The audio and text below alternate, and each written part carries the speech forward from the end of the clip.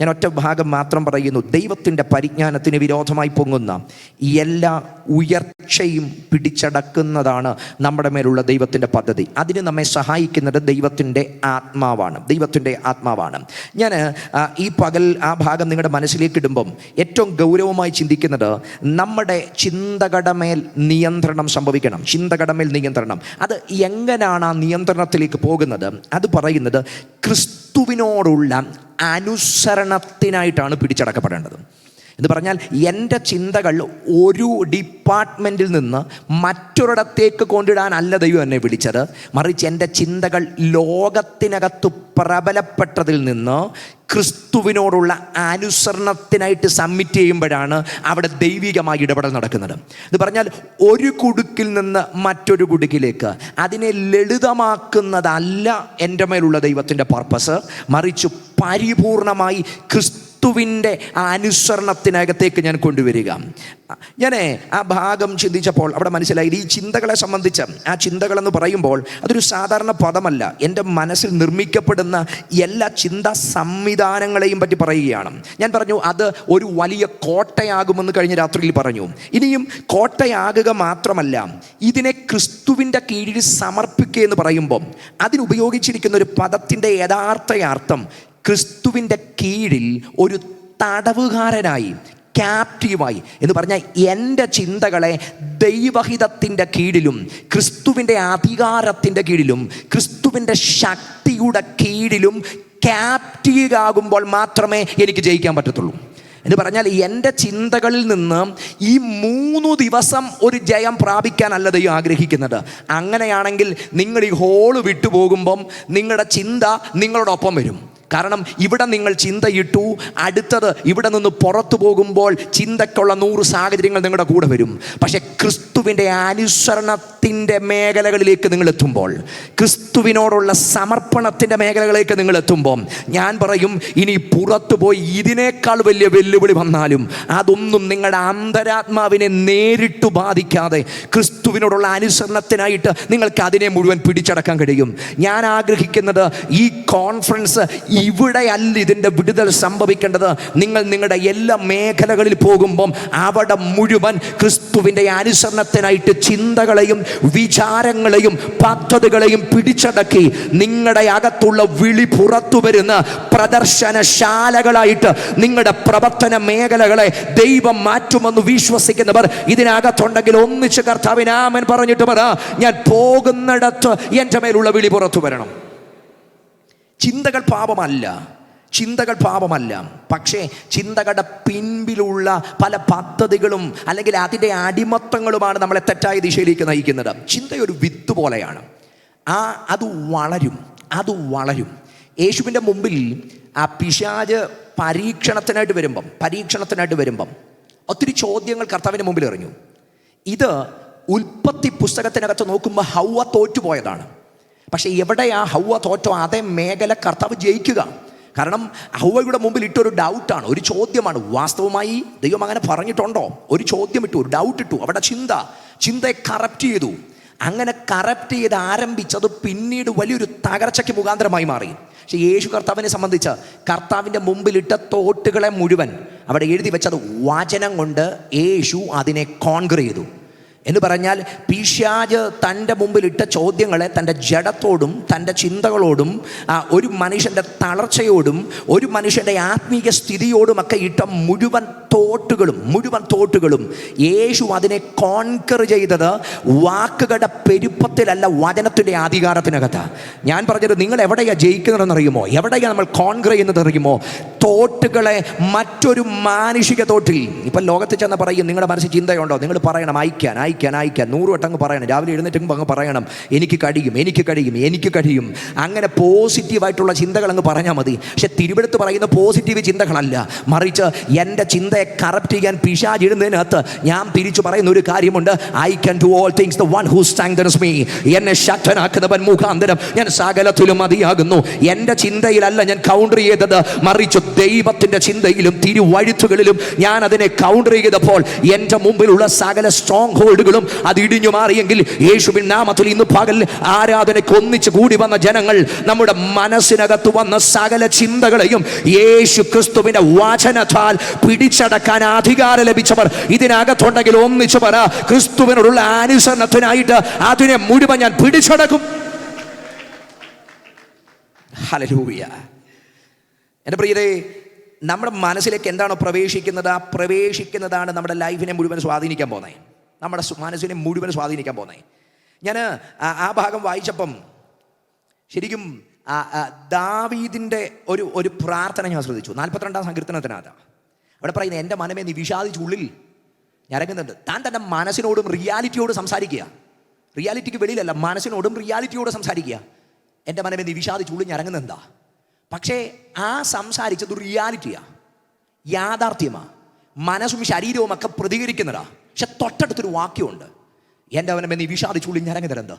ദൈവത്തിൽ പ്രത്യാശ വെക്കുക, അവൻ എൻ്റെ മുഖപ്രകാശക രക്ഷയും എൻ്റെ ദൈവവുമാകുന്നു എന്നിനിയും ഞാൻ ആ കർത്താവിനെ ഘോഷിക്കും എന്ന് പറയാം. ആദ്യത്തെ ഭാഗം സ്വാഭാവികമാണ്. പക്ഷെ രണ്ടാമത്തെ കാര്യം, പ്രത്യാശ തൻ്റെ വായിന്ന് പുറത്തു വന്ന് മനസ്സിലെ ചിന്തകളെ അതങ്ങ് പിടിച്ചടക്കുക.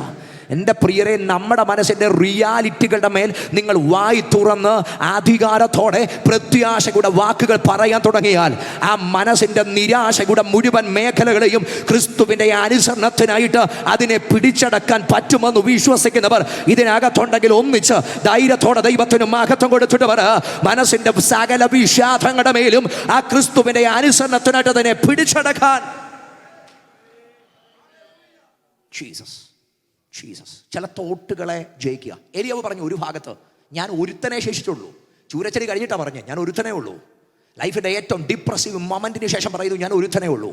ദൈവം അതിനെ തിരിച്ച് പ്രതികരിക്കുന്നത്, നീ ഒരുത്തനല്ല, ബാലിന് മുട്ടുമടക്കാത്ത 7000 പേരെ ഞാൻ ശേഷിപ്പിച്ചിട്ടുണ്ട് എന്ന് പറഞ്ഞാൽ അവൻ്റെ ചിന്തയ്ക്കകത്ത് അവൻ ഒറ്റയ്ക്കെന്ന ചിന്തയാ, അവൻ ഒറ്റയ്ക്ക് ഫൈറ്റ് ചെയ്യുന്ന ചിന്തയാ. പക്ഷെ സ്വർഗം പറഞ്ഞു, നീ ഒരുത്തൻ മാത്രമല്ല, ഞാനൊരു ശേഷിപ്പിനെ ബാക്കി വെച്ചിട്ടുണ്ട്.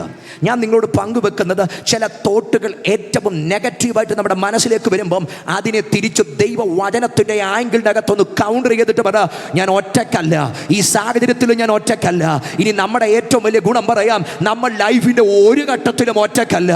ഒരിക്കലും ഞാൻ നിന്നെ അനാഥനായി വിടത്തില്ലെന്ന് പറഞ്ഞ കർത്താവ് അവിടുത്തെ ആത്മാവിനെ നമ്മുടെ അകത്ത് പറഞ്ഞയച്ച് സന്തതം വഴി നടത്തുന്ന, കൂടെ നിൽക്കുന്ന, ഉപദേശിക്കുന്ന, ആരും ഉപദേശിക്കാതെ കൈപിടിക്കുന്ന, നടത്തുന്ന ദൈവത്തിന്റെ ദിവ്യ ആത്മാവ്, പരിശുദ്ധാത്മാവ് നമുക്ക് വേണ്ടി ഇറങ്ങി വരുമ്പോൾ ആ ദൈവ സഹായത്താൽ നമുക്കത് ഓവർകം ചെയ്യാൻ കഴിയുമെന്ന് വിശ്വസിക്കുന്നവർ ഇതിനകത്തുണ്ടെങ്കിൽ ഇന്ന് രാത്രി ഒരുമിച്ച് ഈ പക ദൈവത്തിന് മഹത്വം കൊടുത്തിട്ട് വര, ആ സകല ചിന്തകളെയും ക്രിസ്തുവിനുള്ള അനുസരണത്തിനായി പിടിച്ചടക്കാൻ. നമ്മുടെ ചിന്തകൾക്കകത്ത് വിമോചനം സംഭവിക്കട്ടെ. അപ്പം ഏകാന്തത. ഇനിയും ഗിദെയോനെ സംബന്ധിച്ച് മനസ്സിലാക്കിയത് അവൻ്റെ ഇൻഫീരിയോറിറ്റി തോട്ട്സിനെ ദൈവം ആദ്യം തൊട്ടേ ദൗത്യം ഏൽപ്പിക്കുന്നതിന് മുമ്പ് ചിന്തകൾക്കകത്തുള്ള ഇൻഫീരിയോറിറ്റി കോംപ്ലക്സുകളെ ദൈവം തൊട്ടു. കാരണം അവനോട് ചോദിച്ചത് ദൗത്യമുണ്ട്, പരാക്രമശാലി എന്നാ. പക്ഷെ അവൻ പറഞ്ഞത് എൻ്റെ കുല ഏറ്റവും ചെറുതെന്നാ.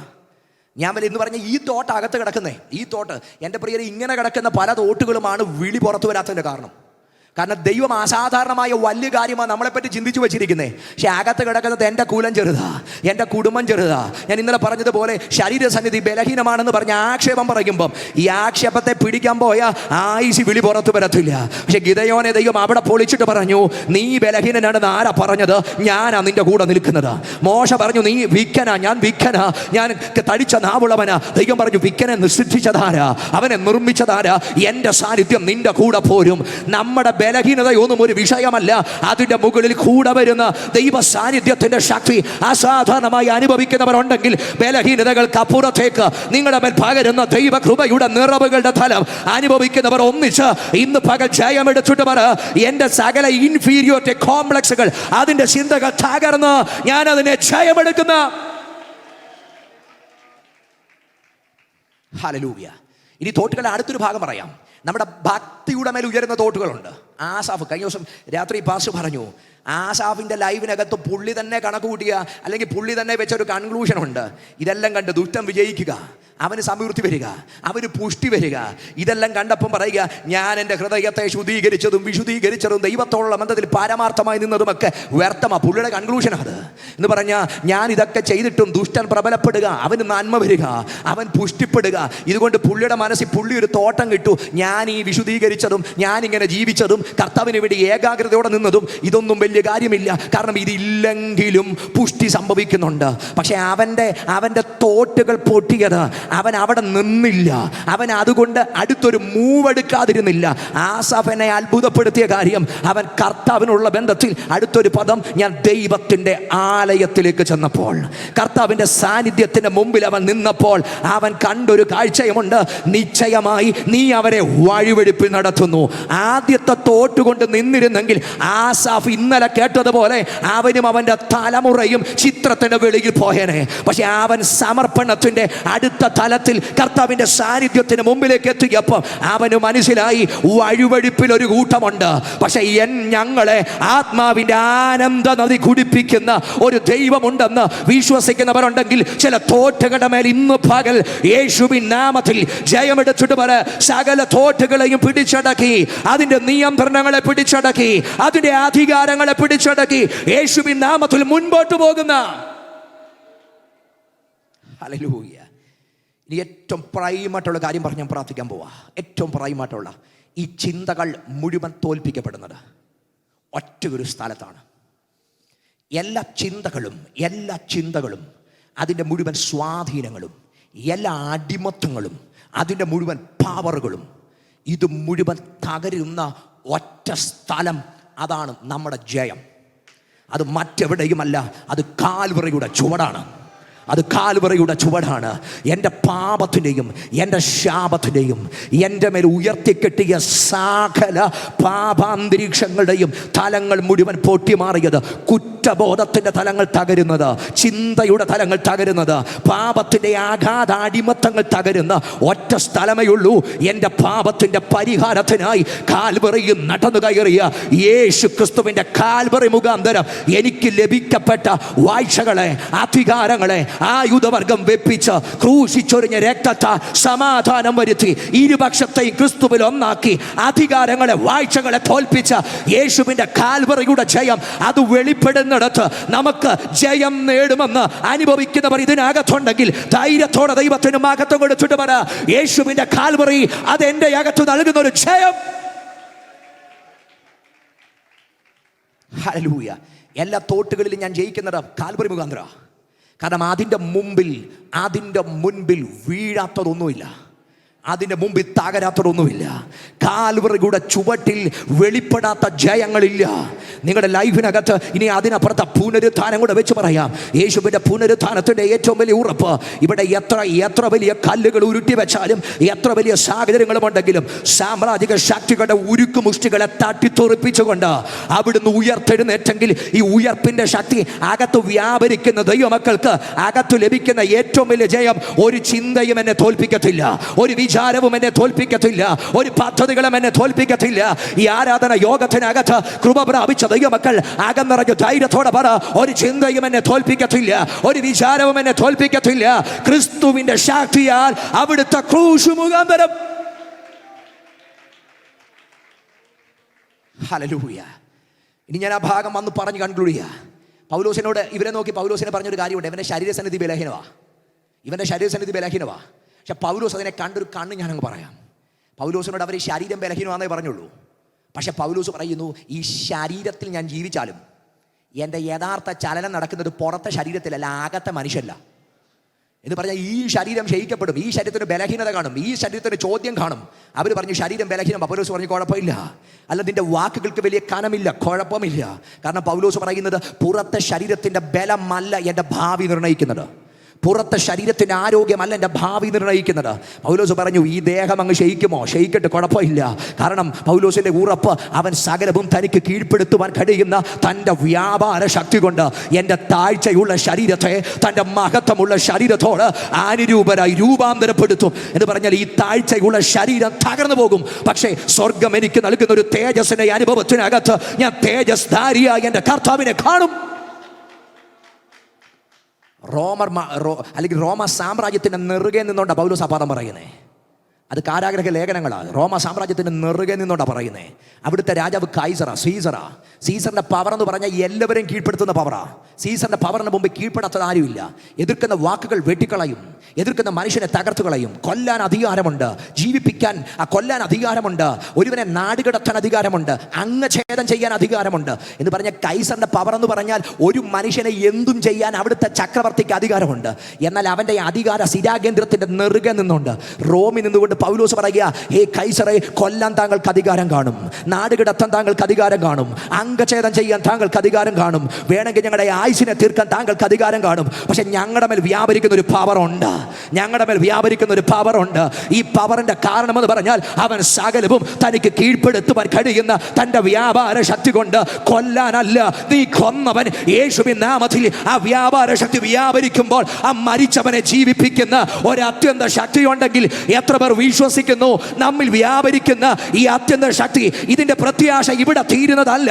സകലവും കീഴ്പ്പെടുത്തുവാൻ കഴിയുന്ന ആ വ്യാപാര ശക്തിയാൽ നമ്മുടെ താഴ്ചയുള്ള ശരീരത്തെ, അവിടെയാ പ്രത്യാശ കിടക്കുന്നേ, അവിടെയാ ധൈര്യം കിടക്കുന്നേ.